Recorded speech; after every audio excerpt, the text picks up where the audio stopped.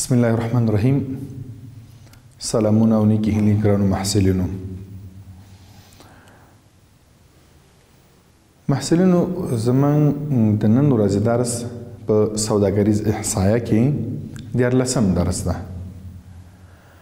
له دې مخکې مو 12 درس ولوستل چې هلته مو د اعدادو او ارقامو هغه ترتیب مو چې وکړي ول د هغه رنج مو پیدا کړل، یعنې د هغه لوړه حد او کوچنی حد مو پیدا کړل تر څو هغه رنج موږ ته معلوم شي، وسعت معلوم شي دي او اعداد او ارقام چې څومره سره وسعت لري. له هغې وروسته مو فاصله پیدا کړه، له هغې وروسته مو بیا صنفونو تعداد مو پیدا کړل چې اعداد او ارقام زموږ لوړ وي هغه موږ په طبقو باندې ویشو. د صنفونو د معلومولو یا د ټولګیو د معلومولو لپاره موږ یو فرمول درلودل چې د هغې فرمول د لارې نه هم کولی شو یا له خپل ځان یا تخمین هم کولی شو. دا صنفونه مو د 15 نه تر 15 پورې د دغه انټروال کې باید و چې هغې کې مو 8 صنفه مو پیدا کړل. هغې وروسته مو بیا د هر صنف فاصله مو پیدا کړه چې په یو صنف کې څومره فاصله وجود ولري، څو عدده فاصله وجود ولري. نن د تیر ورځ درس په ادامې سره هم تاسو خدمت ته حاضر یو چې نن د همغه اعدادو او ارقامو چې طبقه بندي کوي د کلاسونو حدونه پیدا کړو، حد پیدا کوم چې څنګه پیدا کېدلی شي، د کلاسونو حد یا حدود څنګه پیدا کولی شم. په دې باندې تاسو به پوهیږئ چې موږ د یو کلاس لپاره یا د یو صنف لپاره 2 حده لرو چې یو ته ویل کېږي لوړ حد او دوهم ته ویل کېږي کوچنی حد. د دوو عددونو چې په یو ټولګي کې په بر نیسي د هغه ټولګي د حدودو په نامه یادیږي. د همدغه ټولګی کوچنی حد ته کوچنی عدد ته کوچنی حد ویل کېږي او لوړ عدد ته لوړ حد ویل کېږي. مثلا د یو مفهوم د واضح کولو په خاطر باندې که چیرې زه ووایم چې زه عددونه په 2 صنفونو باندې وویشم، فرض کړو چې یو شروع کېږي د 1 نه تر 10 پورې، بل شروع کېږي د 10 نه تر 20 پورې، او دا یو 2 صنفه دي. دلته په ادامه نور صنفونه هم شته دي، خو زموږ مقصد د حد تعینولو کې ده. حد موږ وایو چې د یو کلاس 2 عددونه یعنې 2 حده لرونکی ده چې 2 عددونه په بر کې نیسي. دلته موږ 2 حده لرو، یو ته کوچنی حد ویل کېږي، بل ته لوړ حد ویل کېږي. د یو کلاس کوچنی عدد ته دا څه ویل کېږي؟ کوچنی حد ویل کېږي. د یو کلاس لوړ عدد ته دته به څه کېږي؟ لوړ حد ویل کېږي. دا د بل ته دا کوچنی حد او دا لوړ حد ده. په همدې شکل باندې په څومره کلاسونه چې موږ لرو حدود ورته ټاکل کېږي. اوس دغه حدود څنګه ټاکل کېږي؟ موږ وایو چې دا اعداد او ارقام همغه تیر اعداد او ارقام دي. دغه اعداد او ارقام زه په طبقو باندې ویشم. څو نقطې مې دلته یاد کړل، زموږ د څو نقطو یادونه وشوه تېر هغه کې. اول مو ویل چې زموږ رنج څومره ده؟ 28 ول. د تېر مثال د ادامه ده محصلینو. رنج مو 28 شول. د صنفونو تعداد مو 8 وټاکل. اوس وایي چې صنفونو خو تعداد خو زه 8 صنفه به جوړ کړم، د دې د حدونه هغه فاصله مو د هر صنف فاصله مو چې پیدا کړل فاصله 4 ول. اوس دغه حدونه څنګه پیدا کولی شو؟ د نن زموږ د بحث موضوع په همده باندې ده چې د صنفونو د حدونو تعینول دي. د صنفونو د حدونو تعینول لپاره موږ هغه فرمول لرو چې په دې هغه باندې وجود لري، په سکرین کې هم لیکل سلاید کې هم وجود لري. خو د یو هغه لپاره چې کله زه حد پیدا کوم کوچنی حد زه ایکس په معنا د یو حد ده، د یو کلاس یو اول حد ایکس یو یعنی د لومړي کلاس لومړی حد یعنی هغه کوچنی حد لومړی حد یا کوچنی حد. اوس کله چې زه دا پیدا کوم ایکس مو د یو کلاس یو حد وټاکه حد. اوس د دې لپاره چې دا پیدا کوم موږ وایو چې د دغه ماکس دا لوړ حد هغه په بخښنې سره چې کله زه دا پیدا کوم د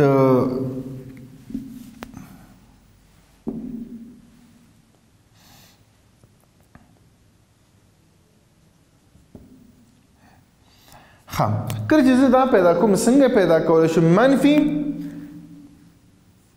تقسیم په دوو دا د هغه یو کلاس هغه کوچنی حد چې موږ پیدا کوو یا وروستنی حد چې پیدا کوو لومړی یا د یو لومړي کلاس هغه وروستنی حد چې موږ پیدا کوو اوس چې د لومړي ټولګي هغه لوړ حد چې زه پیدا کړم د لوړ حد لپاره بیا موږ وایو چې لوړ حد د پیدا کولو لپاره فورمول لرم کله چې دا مې پیدا کړ له ایکس یو نه څه کوم د ایکس یو سره زه فاصله جمع کوم څومره فاصله ځکه چې فاصله معلومه ده دا زموږ چې هر یو راغی دا زموږ د دویم حد شول د دریم حد لپاره بیا څه کوم دا مساوي کېږي دا اخلم دا در ایکس دوه مثبت اچ ده دا ماته دریم حد پیدا کوي په عین شکل باندې یعنی ایکس یو مثبت ان ده یا وایي چې ان مثبت یو د تبدیل قانون پروانه کې مشکل نشته ان مثبت یو مساوي کېږي د څه شي سره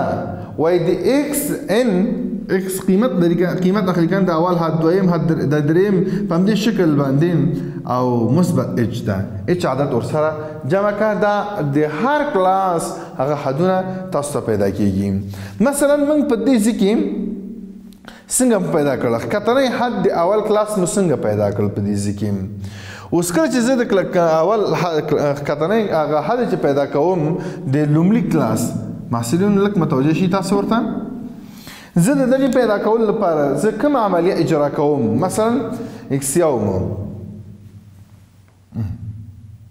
ایکس یو اول مساوي کېږي موږ دلته فورمول لیکلی چې ایکس مني یعنی هغه د دغه هغه اعداد هغه کوچنی عدد څومره ده کوچنی مني عدد څومره ول کوچنی عدد دلته تاسو لیکلی شوی چې څومره ده لاس ده کوچنی عدد لاس ده منفي اول هغه کې منفي راځي منفي اچ منفي اچ څومره ده اچ عدد هم څومره پیدا کړو موږ په تېر ورځ درس کې مو دا پیدا کړ چې اچ څومره ده څلور ده د دې په ځای باندې خپل قیمت لیکم څلور تقسیم پر دوه په فورمول کې دوه ده دوه ایکس مساوي کېږي ایکس یو مساوي کېږي لاس منفي څلور تقسیم په دوو دا مساوي دو سره ده نو اول کلاس اول حد څومره ده اته شو دا اوس د دویم کلاس پیدا کړم دا مساوي کېږي په فورمول کې مې لیکلی چې ایکس یو ده ایکس یو مې پیدا کړه څومره ده اته ده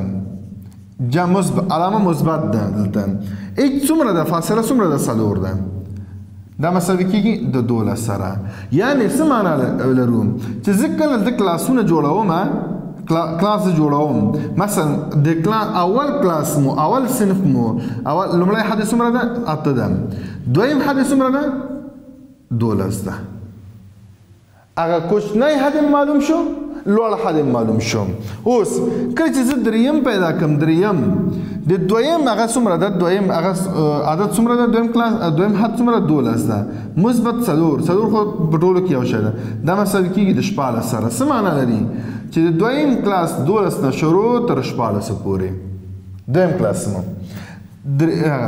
اوس کله چې زه دریم کلاس شروع کوم د دریم هغه یا څلورم حد چې پیدا کړم نو څه معنا د ایکس خو دلته بیا ان ده که نه قیمت اخلي ان څومره د دریم څومره دلته 14 مثبت څلور دا مساوي کېږي شل سره نو دا د دې حد ده کوچنی حد ده او لوړ حد څومره ده لوړ حد شل ده د دریم صنف یا د دریم ټولګي لوړ حد شل راووته که چېرته زه پنځه پیدا کړم پنځم د پنځم کلاس د څلورم هغه حد قیمت څومره ده شل ده شل مثبت څلور دا مساوي کېږي د څلېرویشت سره یعنې شل نه شروع تر څلېرویشتو پورې عددونه دا په برکې نیسي شپږم کلاس که زه پیدا کړم نو څلېرویشت مثبت څلور دا مساوي کېږي د 28 سره.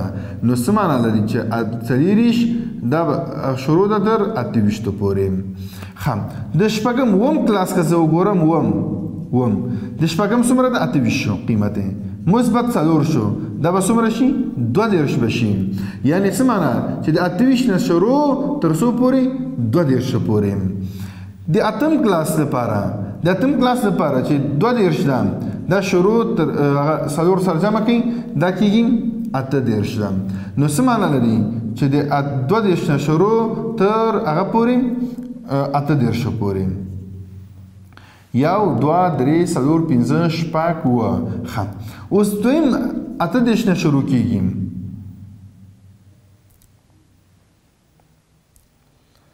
28 نه شروع تر څو پورې یعنې څه معنا چې بل اخر حد چې زه پیدا کړم یعنې هغه 28 مثبت څلور دا مساوي کېږي د څو سره 2 سره. نو دا مساوي د 2 سره ده. نو دا د اول کلاس شول دا دویم دا دریم دا څلورم دا پنځم دا شپږم دا اووم او دا هم اتم اته کلاسونه شول. موږ دغه اعداد او ارقام ټول په څو باندې ویشلی ده په اته کلاسونو باندې یا ویشلی مو ده.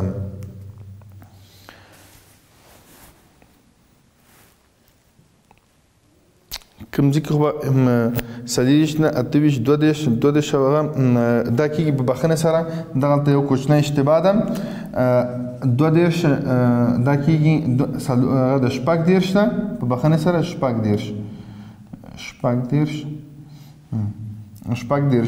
او هغه کېږي دا هم 40 کېږي.